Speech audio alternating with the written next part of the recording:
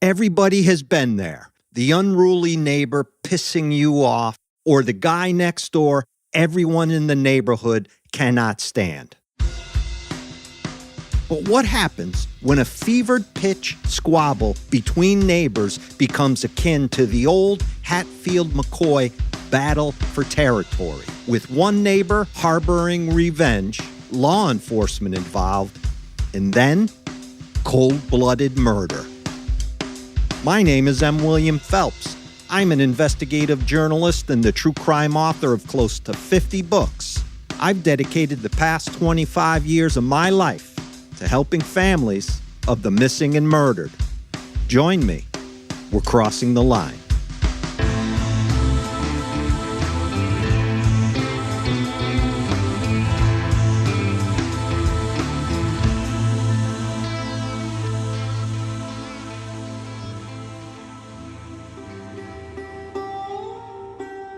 This might come as a shock to some who have read my true crime books.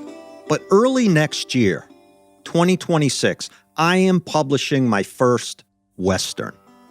It's the first book in a series, a fictional story set in the late 1800s, rooted deeply in my expertise as an expert on serial killers and the psychology behind murder, with a badass gunslinger out to rid evil from his small place on the earth, at the center of it all, of course. I mention this because this week's case is one of those stories proving how murder, be it back during biblical times, throughout the centuries, the 1800s, 1900s, or even today, has always been driven by just a few of the same motivations.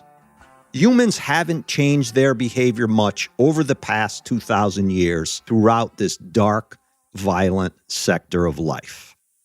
I want to begin by touching for a moment on the Hatfield and McCoy feud, the true story of a neighborly dispute, famously with perhaps a bit of legend and folklore tossed in, known to have started over a pig. That case is probably the most well-known for how far things can go between two warring neighboring families, a case which sets the bar for future cases where neighbors fight. That fight escalates, and as tensions run hot, the situation turns deadly. The real Hatfield-McCoy story, beyond the pig, is quite a bit more complex and rooted in the aftermath of the Civil War and the economic realities of the time. But at the foundation of it all is that freaking pig and the effect human emotion plays in how we respond to anger.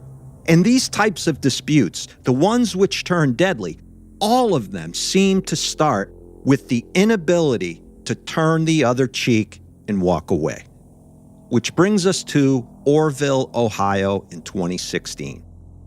A man in his 60s, a true curmudgeon with salt and pepper, slicked back Elvis hair, he moves into an apartment complex at 930 North Ellis Street in Orrville, just outside Cleveland. His name is Paul Claron. The complex seems to be the ideal space for Paul to spend what he presumes to be his golden years. Most of the apartments are ground-level units, split into clusters or groups of 3, and adjoining units. So whether or not you're a neighborly type of person and friendly in that sense, you will be forced to be in close quarters with your neighbors, both on the side of your unit and directly across the way in front of you. Paul's apartment is an N unit, and so he only has one person on one side of him. We've all, I think, lived in or at least visited an apartment complex set up like this and can agree, I believe, that one needs to show tolerance and patience to be able to get used to the noises and sounds and muffled voices you hear. Not to mention, there is always that one asshole neighbor everyone hopes would just shut up, or the other asshole with the loud stereo, or the loud muffler on his car, etc. There is, in other words, always an asshole part of life. I think you get the picture. It takes all kinds, and unless we show some restraint, life is going to be stressful. The acceptance curve, we'll call it, you need to adjust to if you are going into an apartment for the first time can be a cumbersome burden. After a while, for the most part, the noises become part of your everyday life, and you tune them out subconsciously. Until then, however, you had better learn to deal with it, or you'll be fighting with people and your life will be a living hell. That is spoken from experience, my friends. Directly across from Paul Claron's apartment is the end unit of another cluster of apartments, and they are not far from each other. In that apartment across the way from Paul's lives Bryan Galliher, a 21-year-old kid, nearly 50 years younger than Paul. So Bryan is likely living in his first apartment, and being 21, he is also probably focused on his life and what is going on in his world and no one else's. That's just what it's like when you're 21 and living in your first apartment on your own. Bryan has striking blue eyes, a full beard, shortly cropped hair, and spends his days working for himself as an arborist, trimming trees. The job suits Bryan's personality well. After all, he loves all things nature and the outdoors. The one thing, in fact, Bryan loves to do more than just about anything else is walking in the woods and taking in the sights, sounds, and smells of nature.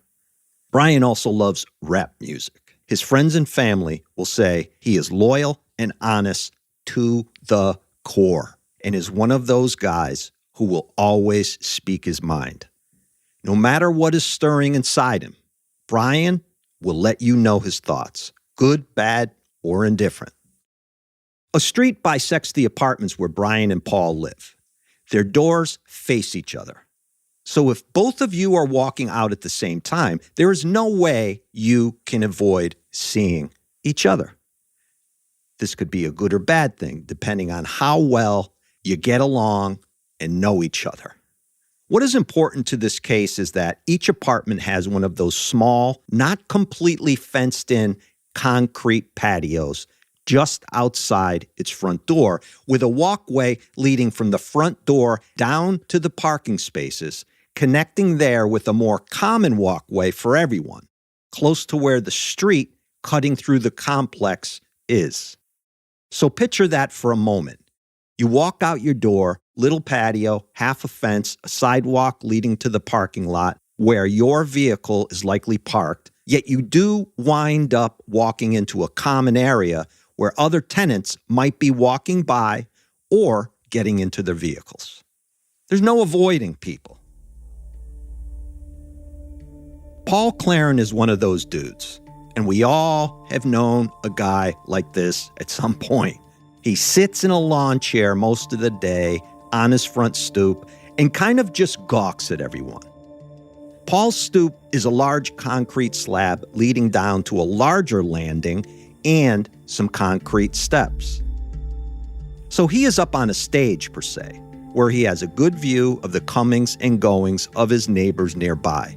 And he is definitely watching everyone.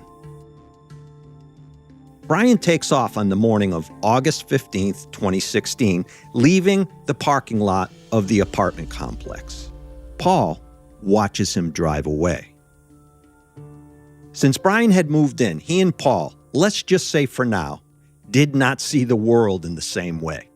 And there is some evidence here that Bryan, more than maybe anything else, just rubbed Paul the wrong way, which can become a bigger thing for some people. Paul kind of had that old cranky neighbor energy about him. And again, you all know this type of guy and what I mean by that. I once lived in a house built by a guy who sold it, but also owned 2 houses in front of me and lived in one of those. About 300 yards separated us. I was way back in the woods, but could see his houses from mine, and my driveway flowed together and merged with his at the end near the street. This guy, I firmly believe, still held some sort of twisted torch from my house, simply because he had built it back years before and felt that in some celestial way, this property was still his. Let's just say we did not get along. I never messed with this guy. I always kept to myself and still do. I don't fuck with people until, that is, they fuck with me. Anyway, this guy began messing with me. Little things. He was much older, so I respected his age and the fact that he seemed a little bit disillusioned in some way. I ignored the looks, the stares, the contempt I could feel exuding from his pores, and the utter lack of neighborly love, which is the opposite of what I have always maintained in my life. Of course, he was a church-going guy, always praising Jesus, just not apparently adhering to Jesus' teachings. Look, you don't have to have afternoon tea and crumpets with your neighbors and invite each other over for barbecues. But it takes nothing to smile and wave and say hello and watch out for their property when they're gone. And, more importantly, not to mess with them. Anyway, you all know what I am talking about when I describe Paul Claron as being that neighbor, the one everybody is well aware of and, likely, cannot freaking stand. As Bryan drives out of the apartment complex on that morning, he is pulled over immediately by local police. "We got a tip you were driving without a license," the officer says to Bryan. Bryan looks over and he can see Paul sitting there on his stoop, kind of glaring and gloating. As the officer is talking to Bryan, Paul gets up from his comfortable lawn chair and walks over. "Good morning, officer," Paul says. Now Paul is fulfilling the cliche of the nosy neighbor. But also, I think his main point here is to stir Bryan up. Let Bryan know, without telling him, who called the cops on him. Bryan is beside himself. He knows full well it was Paul who called the police and gave them that so-called tip. "You should search his vehicle," Paul tells the cop, "and also his apartment and his person." The officer understands fairly quickly he has two neighbors who do not like each other, one of whom is the old guy looking to stick it to the young guy. The officer does search Paul's vehicle, finds what is described in the report as a very small amount of weed, and writes Bryan a citation for possession. Today, of course, this same stop is akin to finding a cigarette on the kid. It means nothing. So a 21-year-old likes to smoke a bit of weed. Who gives a shit? Paul walks back to his stoop to perhaps gloat some more and, I will say, fester.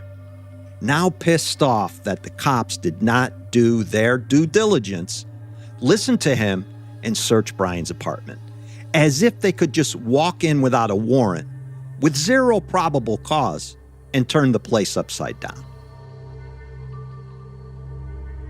The cop is looking to quell tensions, but also he doesn't want to get into the middle of some domestic squabble between two neighbors who obviously do not like each other. Nor does he want to violate the guy's rights. This is a pivotal moment where things can escalate and continue.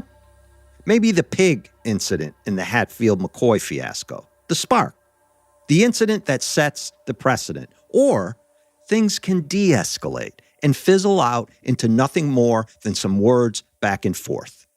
Being a true crime show, I think you know where this might be headed.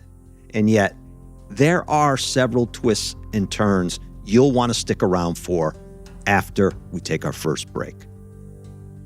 More Crossing the Line in one moment.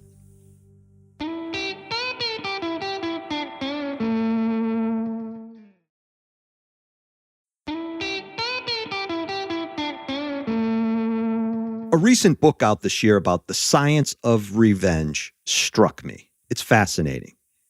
I heard the author on a podcast recently and was riveted by the latest brain scan research that shows the brain's activity when actively on what I'll call the drug of revenge.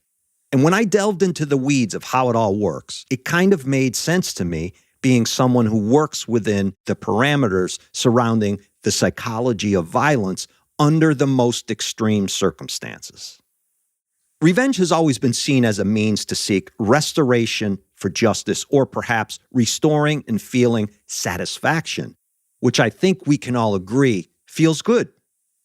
It's a way for some to take back control of feeling dissed or slighted and not being seen or heard.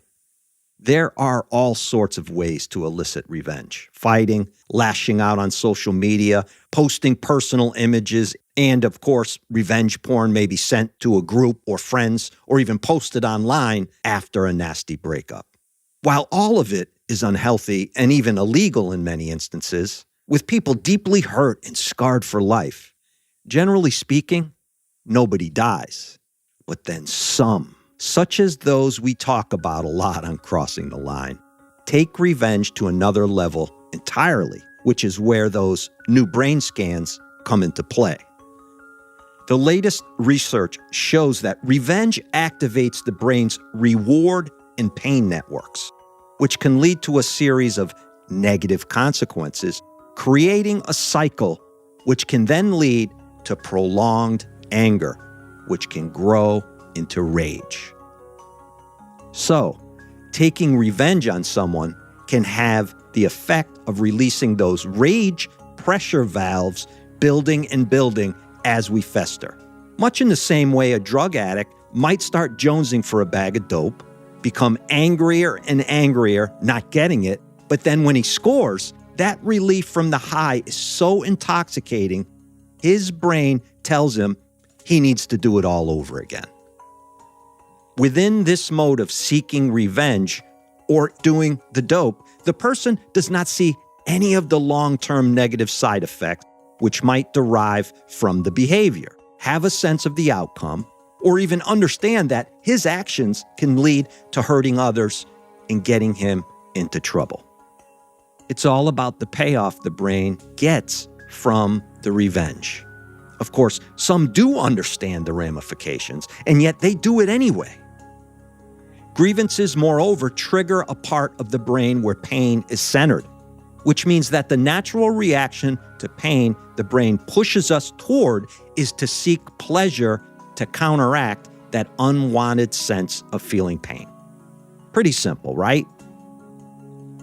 This all offers that elusive and highly rewarding hit of dopamine we all crave, the same brain chemistry behind the rabid vitriol we might see on social media platforms like X, formerly Twitter, a platform by itself providing the person with the opportunity to keep injecting themselves with that dopamine by being able to constantly seek and take revenge immediately.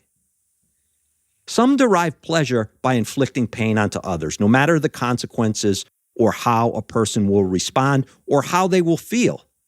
We've seen cases where the victim is so shattered and so ridiculed, they commit suicide. That latest CEO Coldplay exposing their affair moment is a good example of how so many people took pleasure in watching the downfall of the CEO and his girlfriend, and their personal and professional lives after they were exposed to the world on that jumbotron. Paul Claron, I think, is the latter in this situation.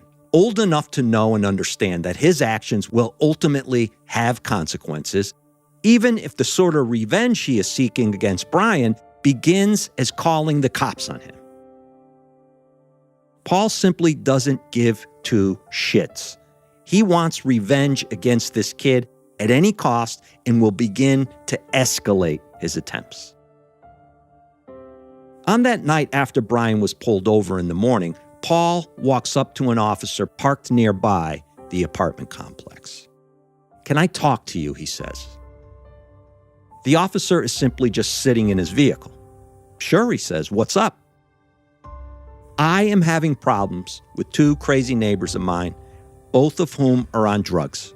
One of them, Bryan, is upset with me because he thinks I called the police this morning and reported that he was driving without a license. The officer listens. Beat cops hear this sort of thing all the time.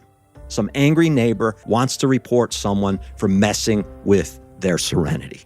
Complaints of which are generated from only one point of view, right? This is only Paul Claron making these accusations. There's no one backing him up. Paul continues, escalating the situation now without offering any real evidence. I don't know what those crazy bastards are going to do to me for thinking I called the police, he says, but I tell you something, officer. I got my Civil War .44 caliber gun stoked up and ready to go, and it's inside my doorway in case I need it. Okay, the officer says. And then he tells Paul to just chill. It's going to be okay. And why in the world is Paul talking about having a weapon nearby and ready? He kind of answers this question within his next comment to the police officer.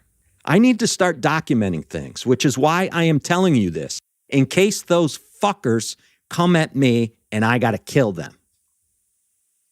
The officer calls in for a second officer so they can stop by Bryan's and have a little chat. The two of them head over to Bryan's apartment. Paul goes back to his place on his stoop to watch, enjoying the hit of dopamine he is now getting. He's taken some revenge. He's taken control of the situation. And now he's going to sit and he's going to watch. By the way, there's no indication in any of the reports if they checked to see if Paul had a permit or even a gun behind his doorway. They're just assuming he's not lying about that. Both officers knock on Bryan's door. They explain the situation. Listen, if we could just caution you to stay away from your neighbor, the officers tell Bryan. I am sure they also add that it will be best for everyone if you two just don't get in each other's way anymore. Let it calm down. And I think Bryan, he's willing to do that.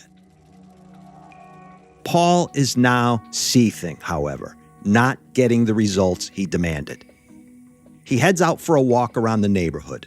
In the park, he sees another officer who is eating his dinner.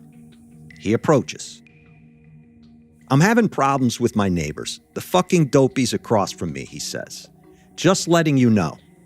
He then tells the same story. I have a revolver stoked up next to my door in the event they decide to attack me. Just letting you know. Next, Paul sees the mail carrier delivering inside the complex. It is now August 17th, the following day. He tells the mail carrier, who likely doesn't give a shit himself about Paul Claron's beef with his neighbor, that he has a gun at the ready by his doorway. Just in case, Paul says, they come over and fuck with me.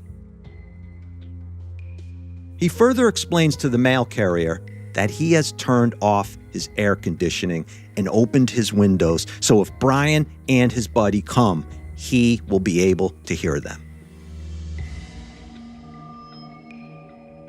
So here is Paul, I think we can say with absolute conviction, kind of juicing himself up, amping himself into a tizzy by talking about this, it seems, to whoever will listen and whomever he sees on the damn street.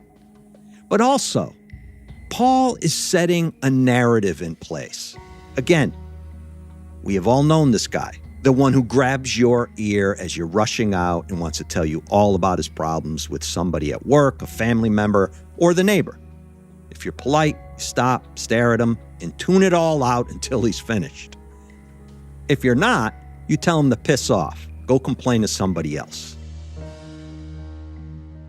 That night, August 17th, Paul calls the apartment complex manager, once again, escalating things.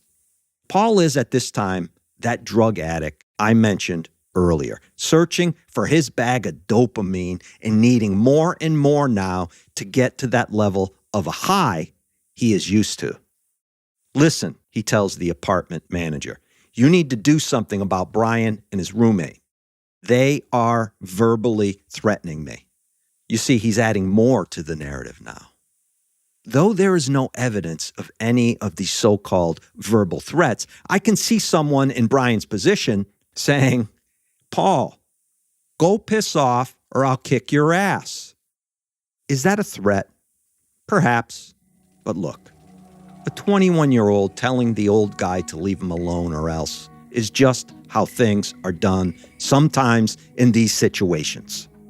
The manager tells Paul she will speak with Bryan. The next morning, the manager drives over and walks up to Bryan's apartment. His car is there, parked in its registered spot. She knocks, no answer. She knocks some more, no answer.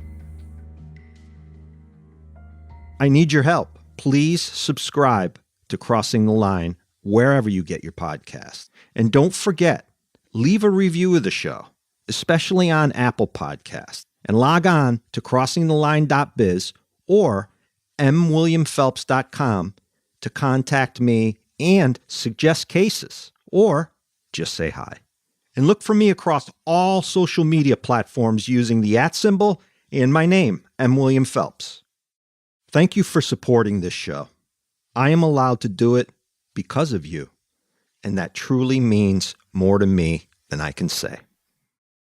More Crossing the Line after a final break.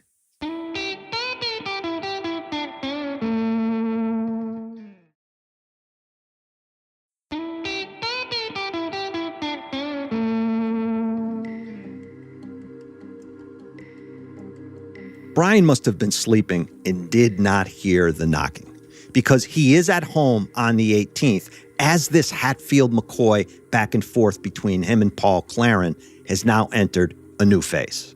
Paul has now involved property management, so there could be ramifications for Bryan. Remember, nothing has been proven. Bryan has been minding his own business, and Paul is the aggressor here, messing with this kid and now calling the property manager and basically making things up about Bryan. There is no proof Paul can bring to the table about any of this. I have to hand it to Bryan in this situation for showing restraint and not kicking Paul Claron's ass. Now, I need to say this next part is generated from several different points of view, all of whom are eyewitnesses. And if you're a long-time Crossing the Line listener, you know that eyewitness testimony can vary and is only as reliable as the person. So take what you will from that. I will give you my take by the end and what I believe happened. I won't leave you hanging on this one. Early into the evening of August 18th, Paul had a friend over to the apartment. I think I know why.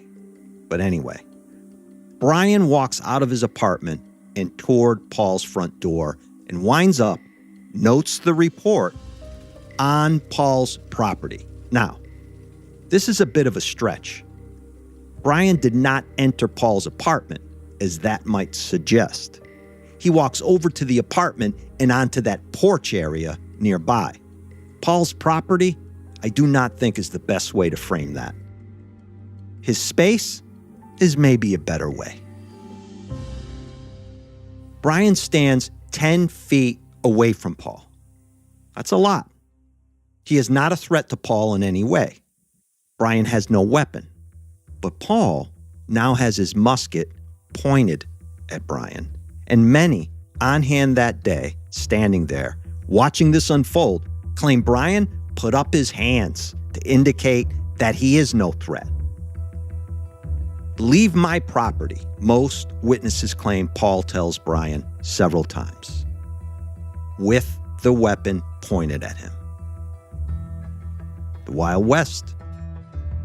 Paul later says Bryan lunges at him, grabs his arm, and tries to grab his gun, so he is then, quote, forced to shoot him in the chest. Others say Bryan stood 10 feet from Paul, his hands in the air, daring Paul to shoot him. You can picture this scenario, I'm sure. Bryan is standing there, thinking there is no way this guy is going to shoot him. But Paul does. Bryan falls immediately backwards onto that large concrete slab near Paul's front stoop. He dies later on that night at the hospital, and Paul is soon indicted for aggravated murder. A jury finds Paul guilty. His first appeal is denied. In the second appeal, Paul begins to tell a story of what happened from his point of view, saying that Bryan came walking toward him, threatening to kick his ass, etc. When Paul grabs his weapon and places it on his lap and then threatens to shoot Bryan, this amps Bryan up. He tears his shirt off, Paul contends, and threatens that he is going to get Paul. Paul says he repeatedly told Bryan to leave, but Bryan continued yelling threats. This is when Paul says Bryan lunges for the weapon and he is forced to shoot him. Paul's friend, who was there and watched it all, says Bryan came up to Paul, got in his face, threatened to beat his ass, but Paul's friend never mentions Bryan lunging for the weapon. Also, Bryan told Paul several times, put the gun down and fight like a man. Finally, Paul's friend, who is an important witness, says Bryan was within 3 feet of Paul, with his hands in the air, taunting Paul to shoot him when Paul killed him. In 2020, 4 years after his conviction, the State Court of Appeals reversed Paul's aggravated murder conviction, opening up the opportunity for a second trial.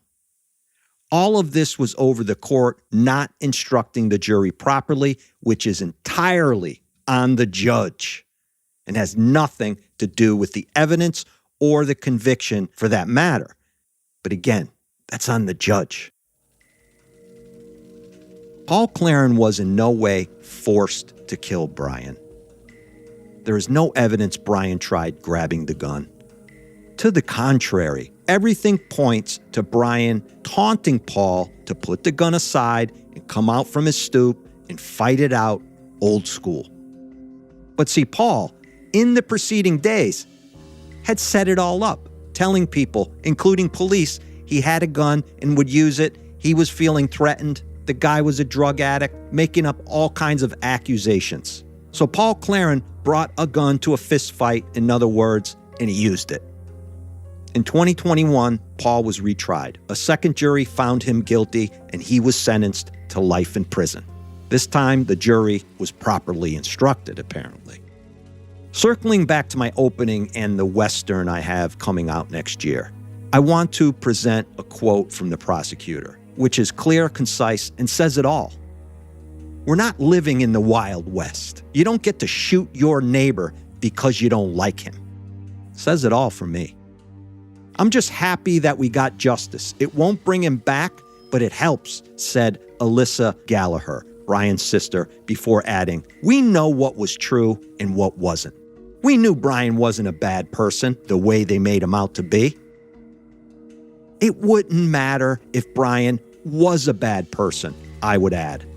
Doesn't mean Paul Claron, an evil and vindictive, revenge-filled man, had the right to kill the kid because he felt nothing else was working.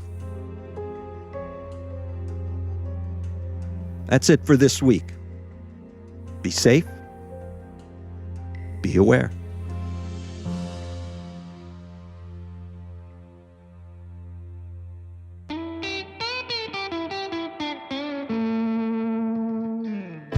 The main source I used for this episode, State of Ohio versus Paul Claron, appeal from judgment, decision, and journal entry.